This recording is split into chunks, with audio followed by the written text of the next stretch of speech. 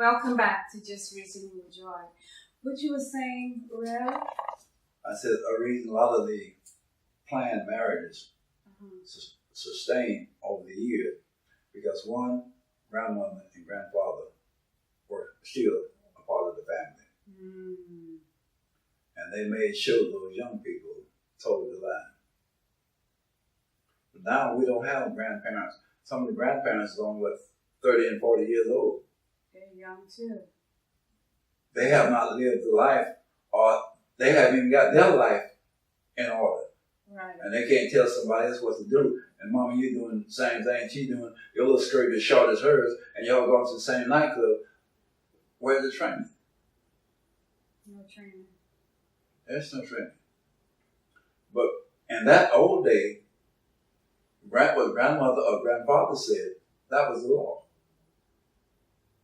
But now, the kids don't even pay attention to their parents or grandparents anymore. No, because they don't have no authority. So when I came along, my grandmother lived with us. And if you got a line, you got something on your behind. Right. And you know she would tell your mother and you probably get another when you got home. Exactly. But if you're going to love someone, you have to be able to communicate with them. Be able to talk to them. You can get mad, but separate for a while and come back and sit down and talk and discuss what it is. There's no problem that can't be solved if you communicate. Right. So the term babies having baby is messing up a whole bunch of stuff. Well, look at it this way.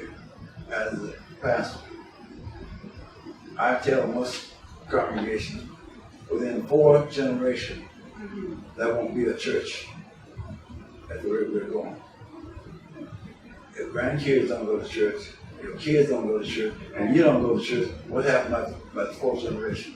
You know, and it's happening now because there's a big thing I did. People talking about the falling away in the church. It's true. Yeah, church gonna 4th generation, they won't know nothing about church because nobody's ever taken them to one. Wow, isn't that something? When I was coming on as a young adult, my mother said, you can do anything you want to do. On Sunday morning, you're going to be in church with me. I can stay out at 11, 12 o'clock at night, but Sunday morning, I'm got to get up and go. But now, they're not going. Yeah. They don't get in 2 or 3 o'clock in the morning when the club's closed. Right? Yeah, they tell you in their face they ain't going. I'm 18 now. Or I'm 15, 16. Or I'm a teenager now and I'm not going. I'm 18, I'm grown. Whoa. I said, your cortex on your forehead don't even get developed until you're about 21, 22 years old. So how can you learn to make decisions now? Exactly. Physically, you may be 18 or feel that you're grown. Psychologically, you're not grown at all. So you feel like grandmothers and granddaddies, being in family lives matters. It matters a lot. I'll say like 80%. But the church members then, say Christians then, they tried to live the life that was Christian. But now, we don't care who knows what we do. We're going to do it anyway. But I feel like I'm going to do it. And you have to accept what I say. No, I don't. When 4 or 5 girls coming out of the project, all have their brand new strollers, all have manicures, they all have their high heels on, their hair all made up, and they come out of the project. You mean strollers as with babies? Yeah, oh yeah, strollers with babies in it. All of them have babies in them. But they have their hair made up and the manicure, pedicure, everything. What is that saying to the other little kids in the complex? It's all right to have baby out of the way, but then you can dress like they do. Mm. Who are we imitating? God went through a lot of trouble to make me an individual. Why do I want to be like somebody else? I'm like a snowflake. There's no other like me. But we want to be like everybody else. And we're doing what everybody else doing, but they're not happy. Why? And you're not happy. So what are you doing? So what's the point? Mm-hmm. So what's the point, huh? You done tried all the wrong things. When are you going to start doing the right things? So, back to what's going on in the church with divorce. Do you feel like the pastors are not teaching the members what the Bible says about marriage? Many of the places in some churches, I'm not going to say all churches, they shy away from that. Oh, they don't teach on that at all. Some of them don't teach on it at all. 9 times out of 10, the pastor's not living the life. So how can he teach you what he's not living? It's true. But that can change, like I said. Let's start with 1. 1 and 2. If you and your husband come to church together every Sunday, what does that tell other couples?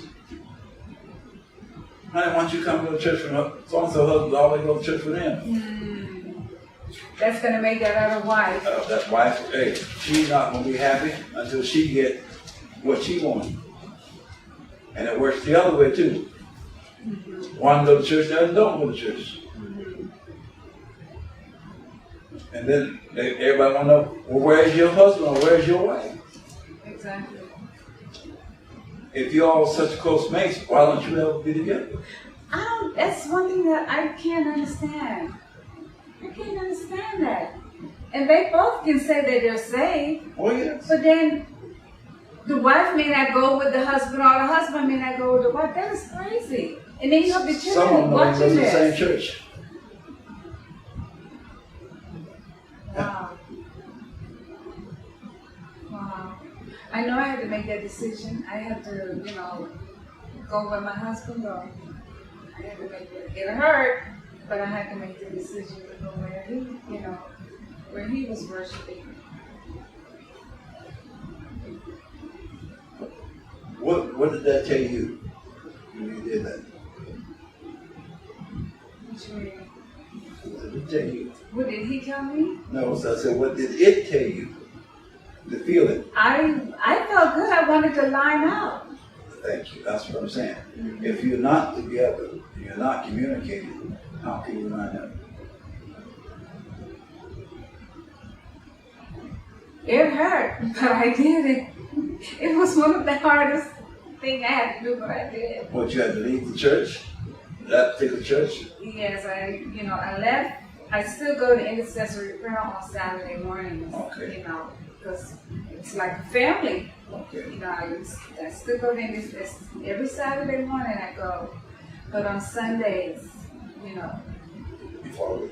Yes, Spouse. yes. And then if there's something special going on, then I would go to my previous church.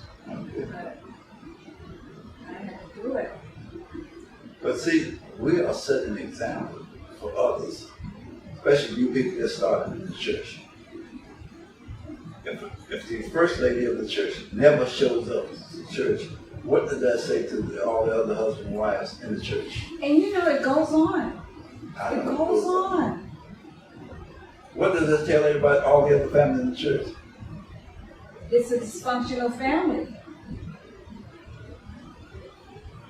You don't know how we got started.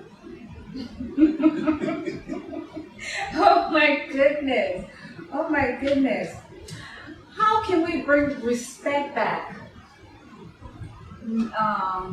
Marriage respect back into the church.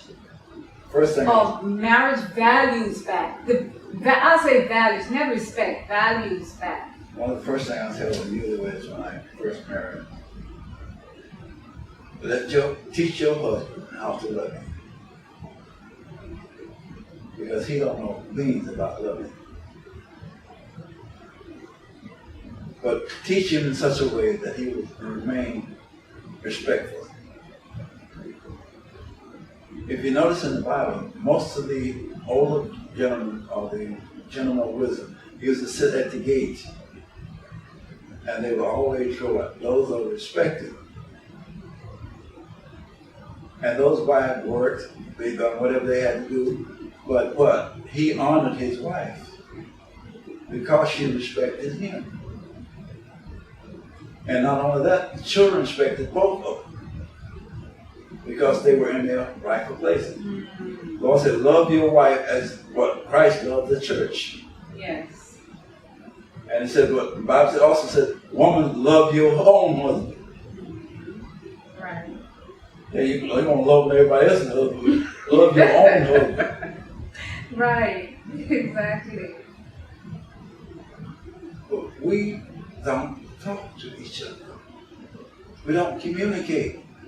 And those that do communicate is cussing and fussing and fighting. That's not the way to love.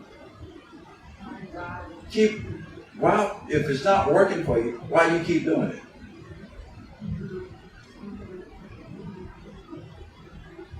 Why do you keep doing it if it's not working for you? But the Lord wants you to stay as a unit. That's why He asked you to have kids, to multiply. So they can, you can train them, so they can follow you. But if you act in the fool, how are they going to follow you? I don't know if I've asked you this question already, but do you think all of this problems in the marriage because they didn't take time out to learn of each other and to know, about the other one? And to know things about the other one? They did not learn who they were with. They didn't know anything about the person. Most of them are married with about 6, 8 months, some of them 4 months. It takes long enough to learn a person. But even after you've been with them 40, 50 years, you still don't know. Because they don't show everything.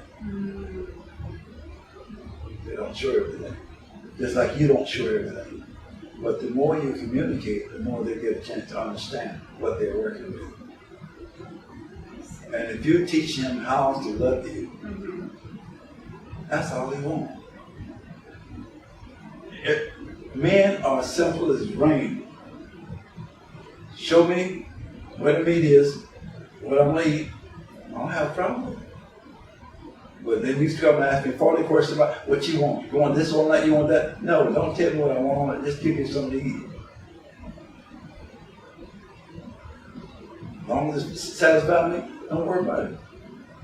Is that simple? It's that simple. Wow. See, you all want to go and do all this, 40 different. No. Okay. Man, hungry, eat. Okay. Oh. Like caveman, we're not that. No. Okay. Why do you want this? No, I don't. I want whatever's there to eat. I've experienced that. Okay, whatever's there to eat, that's what I want. But don't. Well, I have to wait, but I have to go this side. No, whatever you got in there, a bologna sandwich or pinto beans or whatever, I eat. Okay. I'm trying to fill Yeah. up the hunger crack. I'm not trying to design villains. Wow, I'm guilty of that one. I'm a little guilty of that one. All right. Because he tells me, whatever you have. And I can't understand it. When he says that, I don't understand, If you have gone through the trouble to make the food, I'll go through the trouble to eat. No fuss or fight. They put it in front of me and let me say the grace and have over the fly. Okay. But see, this is a lot of things. The older man used to come out of the field after flying all day. He was not interested in a whole lot of fancy stuff. Give him some beans and potatoes, or a piece of meat, or a piece of cornbread, or something to drink, tea or water, and he was He was satisfied. He was satisfied. Nobody did. How long do you think people should date before they get married? You know, an individual. And how mature they are. Because you don't learn everything about them in 2 or 3 weeks. And I've seen them go to people want to move in with it within a week or two. That don't make nothing about sense. you. Nothing. I don't even know my life is safe without you. Exactly. But I know why a lot of young ladies get married because, especially if they got strict parents at home, they want to leave home. If I can just get out of this house and I can be my own boss, I can do what I want to do, but you don't want to do the things at home. I see too many of them. And they walk into a big web. No, they jump out of the frying pan into the fire. Yeah. Yes. And then your mother look at you and said, if you made your bed, do what to it? Lay in your bed. You made it. You must lay in it. Right? What's your opinion this week? A lot of people marry for it. I'm not happy you asked me, thank you. A lot of people marry too, especially this day and time. Conveniency. Financially, let's be real. And we were talking about communication, but we must do what? Listen. Listen. Miss Sweet, you were saying a lot of people get married because of financial reason. Yes. The pressure, sometimes living a life that is not real. A facade that's not true. We wear masks, and those masks can get us into trouble. Being something other than what we are. The focus is all wrong. Whether it's a physical attraction, a financial attraction, a lust, like my husband said, a lust attraction with that, and not really being kind to one another, not listening to each other. I can hear you talking, but am I listening to you? Do I just listen? It's simple, but yet complicated, because we make it that way. Even though we call ourselves Christians. Yes. Yes. We have a big focus and have focus on the wrong thing. That big extravagant wedding. You know, everybody has to just do this or that. The honeymoon just got to be right. But when we get back, we're going to Mama's house in the room. Or we're going down in the basement. And then the financial pressure. Because after we done took all the gifts back and got the money, oh yeah, you don't need them at Mama's house if you don't have your own. And so then a couple right off the bat, I know we know plenty of cases like that, they don't have privacy. And before you know it, they go to drifting apart. It's the little things that push us apart. It's not the big things all the time. It's the little things. You know, women always complaining and saying that they have all this problem in marriage when they saying that the man don't have this and he don't have that. But why would you get married to him if he's not ready? Shouldn't they be ready? Shouldn't people be ready before they get married? But here's again where the problem comes in.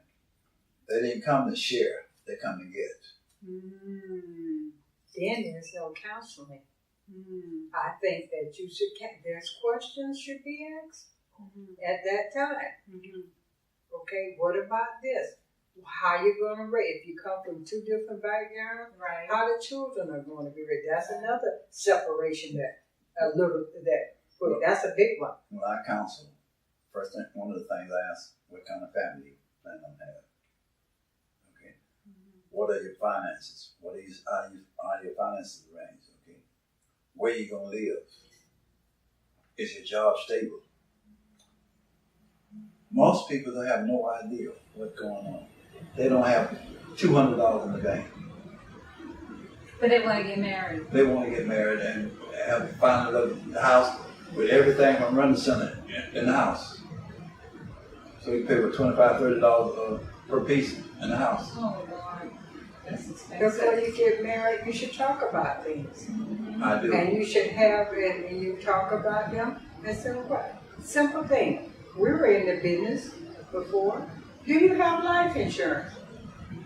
Life insurance. Or are you going, now you have, well, mama and them got it. Mama and Your them. mama them. Okay, mama and them, auntie and them, big mama and them, or whatever, or whoever may have the insurance. With that, you don't have any. You gotta Exactly. cry. You gotta look out for her.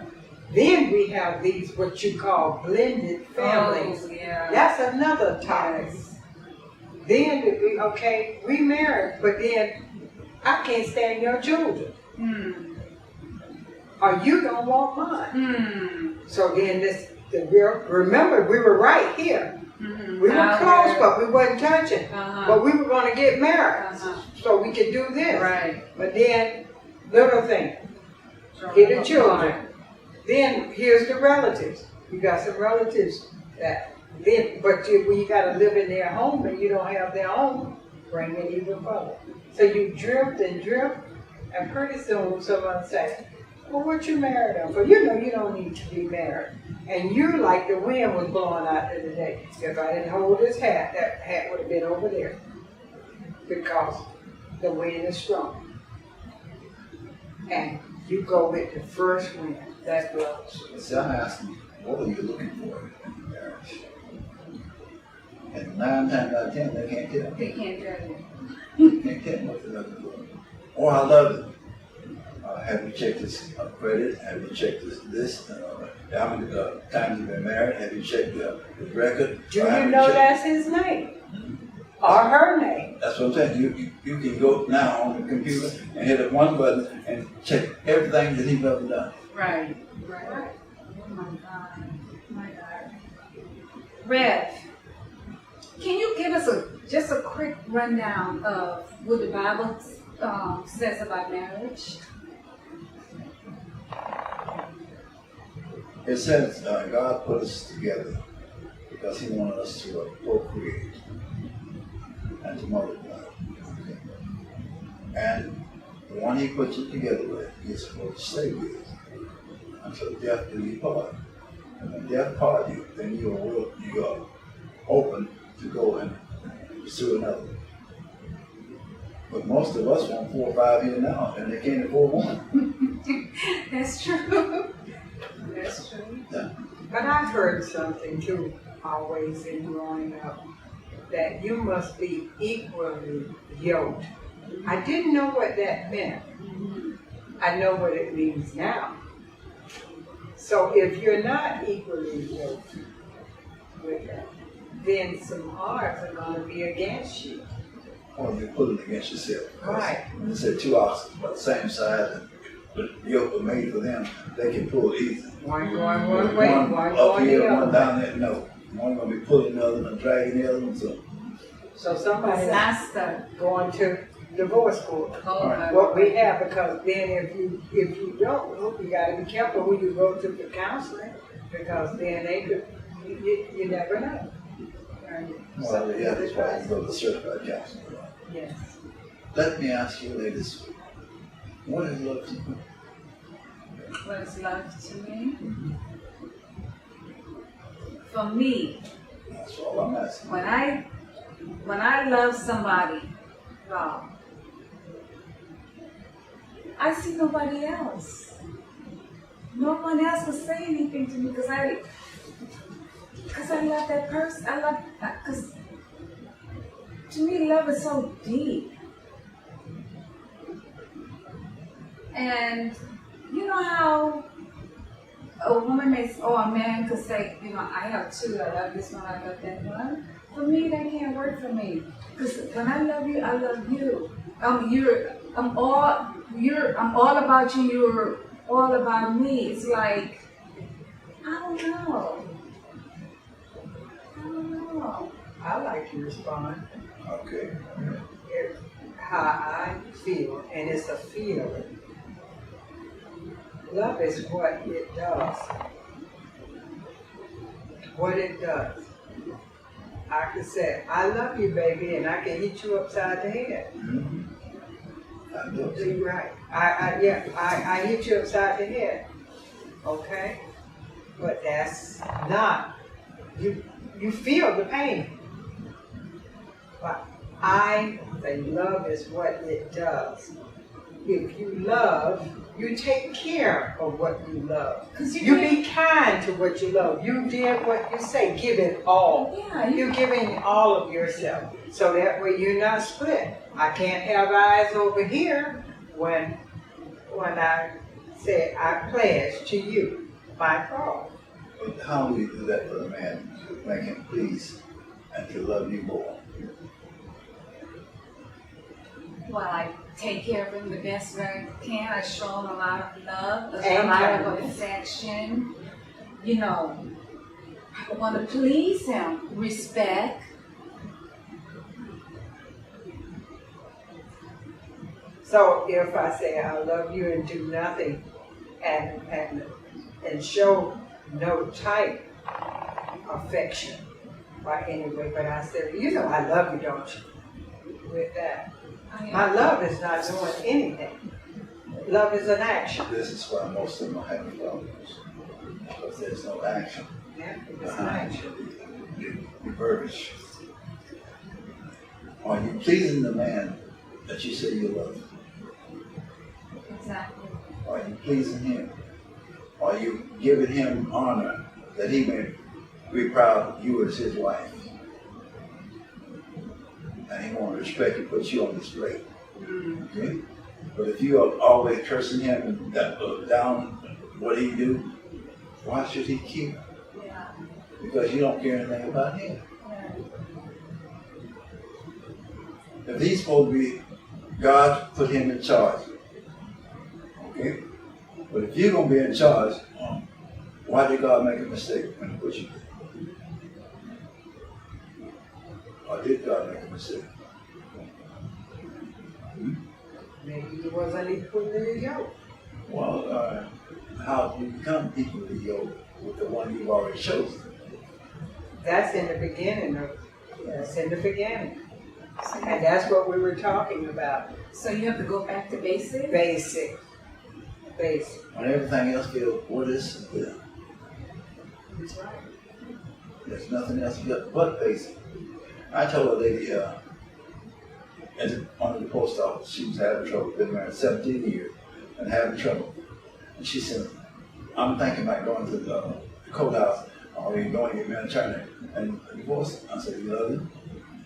She said, well, he's not acting right. I said, I didn't ask you that. I said, do you love him? I said, if you love him, do me one favor. Be his queen for the next 30 days.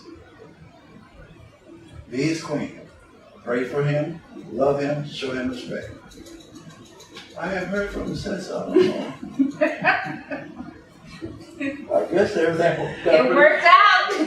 Everything straightened out. Yeah. Everything straightened out. Treat him like you would want to be treated. At least 30 days, but don't stop after that, but I'm just saying. Yeah. But you will see a change within 30 days. Yes. They said it becomes a habit if you do it for 30 days. 30 days. Why would he want to leave somebody or go out there and somebody treat him like a king? Exactly. That's a good feeling when you're being treated like Kindness. Kindness, kind words, Yes. Yeah. kind actions to do that. But most of us that have been married in the time do not know how to steal a day. Whatever it takes to get them, it takes the same thing to keep them. A man or woman who chases is usually looking for the thing he promised before marriage and have not delivered.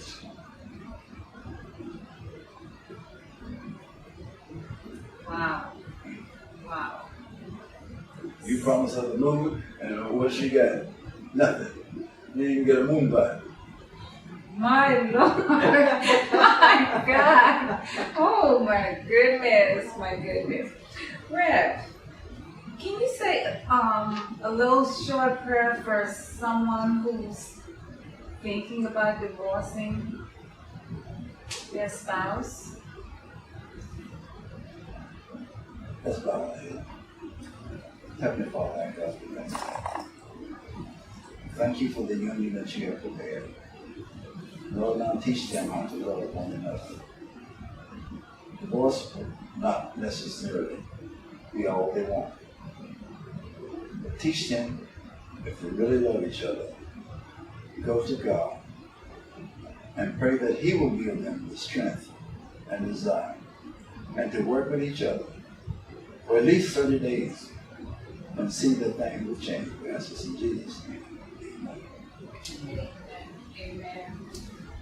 Rev, do you have anything else you'd like to closing remarks? Any advice? Or any more advice? I have some, but I'll hold that I'll hold that for next time. Okay.